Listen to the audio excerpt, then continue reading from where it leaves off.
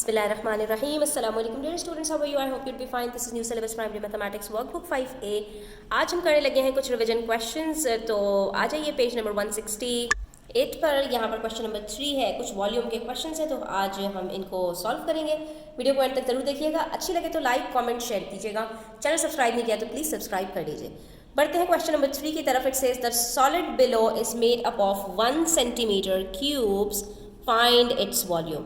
सिर्फ दो चीज़ें आपको देखनी है कि जब भी वॉल्यूम होता है स्टूडेंट, तो वो किसी भी 3D शेप का होता है, 2D शेप का नहीं होता। 2D शेप्स क्या होती हैं? स्क्वायर, सर्कल, ट्राइंगल, रेक्टेंगल, जिसके अंदर हमारे पास सिर्फ एक लेंथ होती है और एक ब्रेथ होती है, हाइट नहीं होती। और 3D शेप्स क्या होती हैं? जिसमें हमारे पास एक अदर हाइट भी होती है। तो हमेशा वॉल्यूम निकलता है length multiply by breath multiply by height, यानी तीनों को मल्टीप्लाई करके निकलता है। अब यहाँ पर इन्होंने आपको आसान करने के लिए ये बताया कि आपके पास जो क्यूब्स हैं वो 1 सेंटीमीटर के हैं। और बच्चों 1 सेंटीमीटर क्यूब का मतलब यही है, क्यूब उसको कहते हैं जिसकी लेंथ ब्रेथ हाइट तीनों सेम हो। और अगर 1 सेंटीमीटर क्यूब है तो इसका मतलब ये है कि लेंथ भी 1, ब्रेथ भी 1 और हाइट भी 1। और 1 को जब भी 1 से मल्टीप्लाई किया जाए हमेशा आंसर 1 ही आता है, चाहे वो लाखों करोड़ों 1 ही क्यों ना हो। ठीक है, तो इसका मतलब ये हुआ कि यहाँ पर जितने क्यूब्स हैं मैं सिर्फ उनको ऐड कर लूँगी तो मुझे वॉल्यूम पता चल जाएगा इस सॉलिड का। ठीक है, क्योंकि हर सॉलिड का जो यहाँ पर मेरे पास वॉल्यूम निकलने वाला है वो 1 सेंटीमीटर क्यूब है। ठीक है, 1 मल्टीप्लाई बाय 1 मल्टीप्लाई बाय 1। तो बस हम ऐड कर लेते हैं। यहाँ पर हमारे पास कितनी लेंथ है? 1 2 3 हमारे पास यहाँ पर क्यूब्स हैं फर्स्ट लाइन में, इसी तरह से 3 पीछे, 3 उसके भी पीछे। तो ये कितने हो गए? 3 × 3 9 क्यूब्स हैं मेरे पास बेस में। उसके बाद सेकंड लेवल पर मेरे पास 3 है, तो 9 प्लस, और बच्चों सबसे ऊपर मेरे पास सिर्फ एक क्यूब है, तो ये मेरे पास टोटल मिलाकर कितने हो गए? 9 + 3 + 1, ये बन गए मेरे पास 13 क्यूब्स। तो 13 क्यूब्स का मेरे पास वॉल्यूम भी क्या निकलेगा? 13 सेंटीमीटर क्यूब। ठीक है, आपने यहाँ पे परेशान नहीं होना। आपके पास क्वेश्चन अगर पेपर में भी आएगा तो वो भी इसी तरह का होगा, जहाँ पर आपके पास 1 सेंटीमीटर का ही क्यूब होगा। उसका सिर्फ आपने क्या करना होगा? नंबर ऑफ क्यूब्स को ऐड करना होगा, वही आपका वॉल्यूम बन जाएगा। Then we have question number 4, और यहाँ पर हमें मालूम करना है कुछ सॉलिड्स का वॉल्यूम। तो हम यहाँ पर फाइंड कर लेते हैं। सिर्फ लेंथ को ब्रेथ से और ब्रेथ को हाइट से मल्टीप्लाई करेंगे और हमें वॉल्यूम पता चल जाएगा।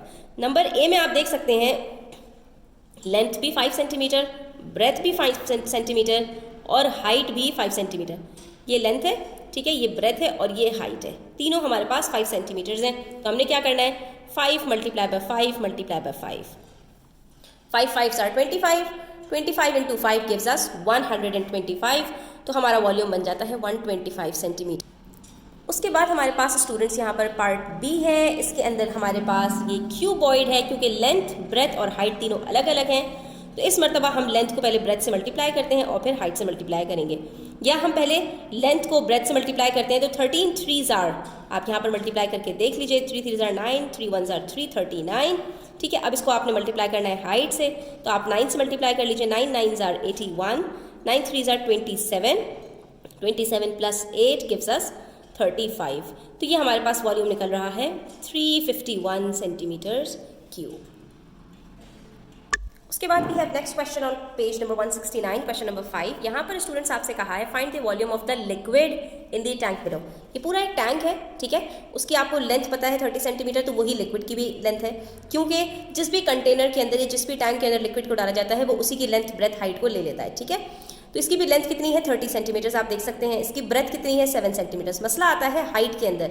जो टैंक की हाइट है वो लिक्विड की हाइट नहीं है, लेकिन जो टोटल टैंक की हाइट हमें दी हुई है उसमें से अगर मैं एम्प्टी टैंक को सब्ट्रैक्ट कर दूं तो मुझे पता चल जाएगा कि लिक्विड की हाइट कितनी है। टोटल टैंक की हाइट 16 सेंटीमीटर्स है, उसमें से 6 को निकाल दूं तो ये मुझे लिक्विड की हाइट पता चल जाएगी, दैट इज 16 - 6 10 सेंटीमीटर्स। तो हमने क्या करना है कि 30 को मल्टीप्लाई करेंगे 7 से, जो आंसर आएगा उसको मल्टीप्लाई करेंगे 10 से, तो हमें इस लिक्विड का वॉल्यूम पता चल जाएगा। हमने यही करना है कि length multiply by breath multiply by height. तो 30 को 7 से आप मल्टीप्लाई करते हैं, आंसर आता है 210 सेंटीमीटर्स, और उसके बाद 10 से उसको मल्टीप्लाई करते हैं तो 2100 सेंटीमीटर्स हमारे पास इसका वॉल्यूम निकल आता है। 2100